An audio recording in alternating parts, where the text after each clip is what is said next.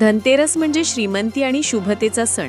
या दिवशी सोनं, चांदी किंवा धातू खरेदी करणं शुभ मानलं जातं। पण प्रत्येक वर्षीप्रमाणे यंदाही अनेक जण दुकानात जाऊन शुभ खरेदी करताना नकळत काही चुका करतात आणि सोनं महागात घेतात। ज्वेलर्सच्या चमचमत्या दुकानात पाऊल टाकताच आपण भावनेत वाहतो आणि नेमका तेव्हाच फसवणुकीचा खेळ सुरू होतो।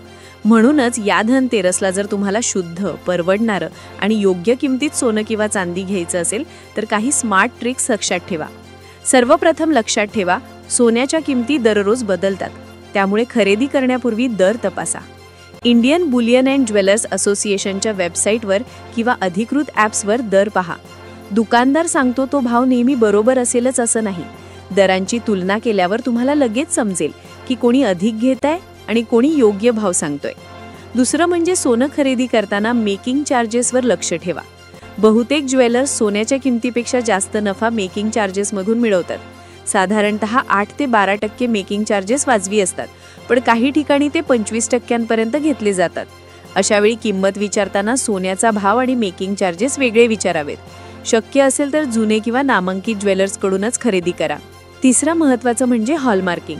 कोणतंही सोनं घ्यायचं असेल तर BIS म्हणजेच bureau of Indian standards hallmark असणं आवश्यक आहे।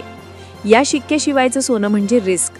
22 कॅरेट किंवा 24 कॅरेट असा कॅरेट तपासून घ्या। दुकानदाराकडून बिल घेताना हॉलमार्क नंबर आणि सोन्याचं वजन दोन्ही नमूद केलं गेलं आहे याची खात्री करा। चौथं म्हणजे बार्गेनिंगची कला।